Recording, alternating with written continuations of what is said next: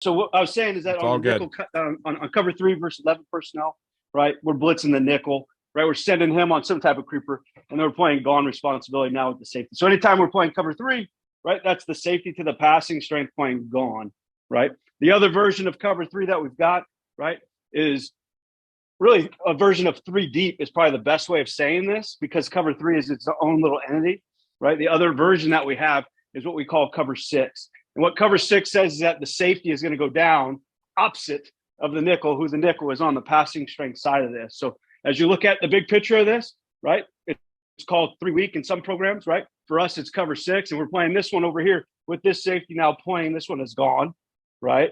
The safety on the back, or the nickel on the other side of this is playing. This is gone, right? And for us, gone is anything, again, up and out, right? If it's gray, you got to match to the ball, right? The 2 inside the backers in this case, right? Our Mike always carries himself to the nickel, right? Are playing what we call 3 hook players, right? 3 hook. And what 3 hook says, right, is if 3 is out, right, you're going to match 3 to the flat, right? It really doesn't matter what happens, right, with number 2 for us, right? That we're not going to bypass those things in the night. That the nickel would match. Again, he's taught to match everything over the ball, right? So we just go bypassing those ships. So we would never zone anything off, right, in that action. A lot of times when people would break that down, it looked like man coverage based on route concepts, which, for us, that's not a bad thing. If you're thinking we're man, we're actually playing cover 3. Right on the back side of it here, right? This guy knows that he's got any type of 3 out fast away. He's really going to get over the ball and get ready to cut anything that were to come back to him. From the left side of this, the gone safety, right, is again up and out responsible, right? If it's gray, he buys, right? If it's gray, he buys. So that's the gone philosophy. We could you could talk about gone. You could talk about 3 hook for an hour by itself. But I really would rather just give you the different ways that we've gotten to cover our 3 deep, though.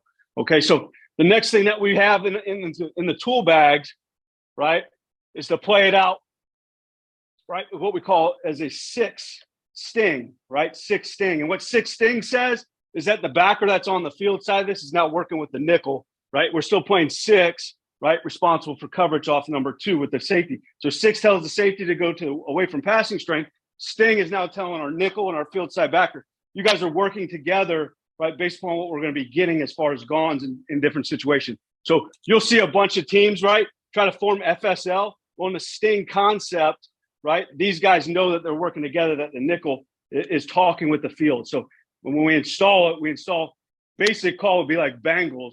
But when we install the call, we install it as, hey, this is a 6 sting concept. So the nickel always has in his head, all right, Bengals is a 6 sting. He knows he's working with the field side backer, right? The next one would be a 6B, right? A 6B. And what 6B is that the safety is now working, right, with a backer to his side, and how he's going to play that out based upon the alignment and the leverage of number 2, right? So let's say that number 2 is in the core like he is right here, right? When we're playing our 6B, which would be like a Chargers call, if anybody knows our stuff, right?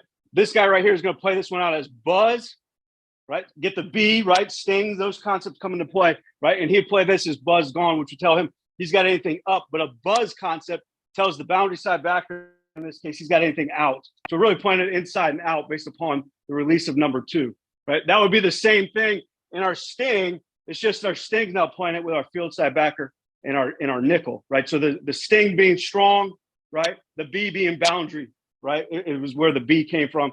Also, both of them carrying, right, that term buzz, right? Telling us that they're moving inside the box, right? They don't need to take the out, right? Because they're going to give it to a backer that's on outside leverage, right? It tells them to continue to carry the verticals. Question for you, Coach. Got 2 that kind of go together. One actually I was going to echo. So is there an amount of yards that the receiver has to go before the gone player matches the route?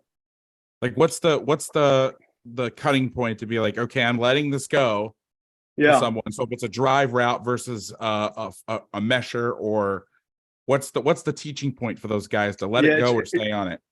To me, it's once if they go under the backer, right, that's an under, right? So you would want to match that to the ball, right, would be the main. If that sucker goes under and climbs, it's his route. So he's got to be secure on it. If it's gray, just stay. And then when you say match the ball, if it's clearly a drive route, what does that mean to that guy? What is he doing? Yeah, so he's going to get right? Let's say that this guy runs the drive concept here, right? Probably not going to happen off that look, but let's say he did. So he's going to match to the ball, which means he's going to get himself stacked, probably usually on the hash, right? He's going to get himself at about 10 to 12 yards over the rock and looking for in cutters coming from, right, the opposite side of the field, anticipating some type of high load builds, right? So let's say that this is a common route concept here. We call it mesh, and we call it mesh with a pick, right? And mesh pick off 2x2, right? This is the top man beater when I guess you'd say when it's all said and done. Is this mesh OTB that you talk about? Yeah, mesh OTB. That's it, man. Right. So we're getting these concepts here with the drives that are crossing underneath, right? And then we've got some type of hitch concept over the ball, right? Swinging concept, bringing him on the post, whatever it may be, right? But you're getting an OTB guy, right? And that's really where this guy matches over the ball. He's looking for that kind of concept. Maybe it's not mesh, maybe it's dig, right? Some type of dig post, right? But we know it's high-low builds, right? That this guy's going to match over the ball. And I want to put